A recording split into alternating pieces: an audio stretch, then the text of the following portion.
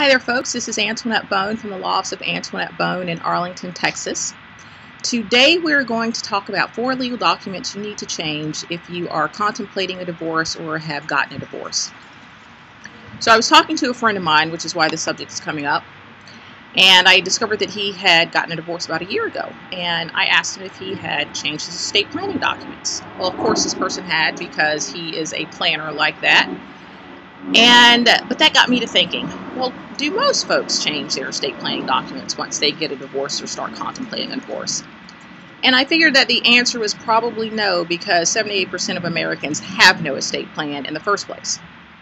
So if you are going through a divorce or are contemplating or have already gotten a divorce, this video is for you. Now, it may surprise you to know that in some states, after you get a divorce, your ex-spouse could still inherit from you and still may be able to control your estate after your death. And of course, nobody really wants that, because you probably divorce a person for a reason. However, failure to change your documents could lead to that very result. And again, if you have kids, this is especially important, because all the money that you wanted to leave for your kids could end up in the hands of a step-parent. And nobody wants that to happen. And this could happen if your ex-spouse fails to do any estate planning themselves. Then their spouse is going to automatically be the person who's going to inherit all of that money. So again, if you have kids, definitely very important to change your estate planning documents. We're going to talk about 4 key documents that you need to change: your last will and testament, your power of attorney, your healthcare directives, and your beneficiary designations. So let's start off with the will. In the state of Texas, unlike in some states, an ex-spouse is automatically written out of your will. So once you get the divorce, your will be read as if your ex-spouse predeceased you.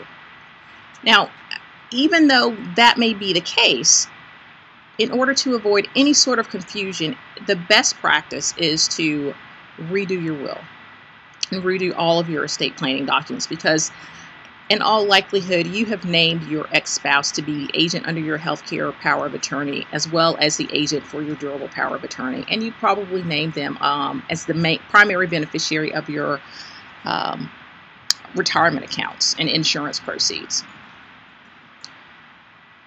If you've set up trusts, you definitely want to make sure that you change those documents as well. So next we're going to talk about the power of attorney. This document is very important, because this document gives the person you name as your agent so much power. You're basically giving them the authority to do anything under the sun that you could do. So if you don't want them to continue to serve in that role, you need to make sure that you change the agent named in that document. Again, in the state of Texas, the person that you name as your agent, if they are your spouse, their authority is going to be automatically revoked. But despite this, you really do need to make sure that you change the designation of who's your agent in that document. And you need to make attempts to revoke that power of attorney, because if you fail to do so, you could get stuck with whatever transactions that they entered into on your behalf, even though they may not have had the authority to do so at the time. Next, let's talk about healthcare directives. So when we talk about healthcare directives, we're looking at your living will, your medical power of attorney, and your HIPAA release.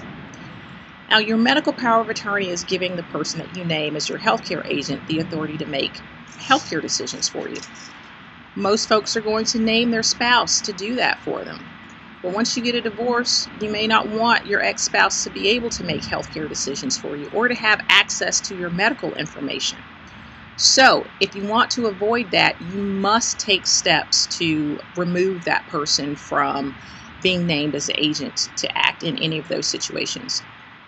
And this is not something that's going to automatically happen. So the best way to drive home the importance of this is to tell you a little story.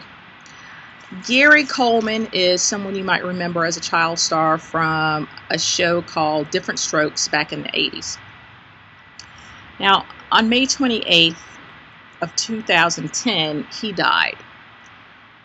And he had been in some sort of accident and suffered a head trauma and was in a coma. His then ex-spouse made the decision to remove him from life support. Now, she had the authority to do that despite the fact that they had been divorced for 2 years. And at the time this decision was made to remove him from life support, there was a will contest going on in which she was involved. No person is likely going to want their ex-spouse to make that sort of decision for them. If you want to avoid that, then you need to ensure that you're going to change who you've named as the agent on your healthcare directives. Finally, let's talk about beneficiary designations. So when we talk about beneficiary designations, we're talking about insurance policies, bank accounts, investment accounts. And these are things that it's easy to forget about. But you need to keep these in mind because the people that you named as a beneficiary on those accounts are the people who are going to get the money. And if you've named your ex-spouse as a primary beneficiary on any or all of these types of accounts, you need to make sure that you get those changed once the divorce is final. As the ink is drying on the divorce papers, you need to get that changed. So, as you can see, it is very important to get your estate planning ducks in a row if you are contemplating divorce or have already gotten a divorce. If you are in that situation and you see that these are things that you need to take care of, please give me a call. I can be reached at 817-462-5454. My office is located in Arlington, Texas.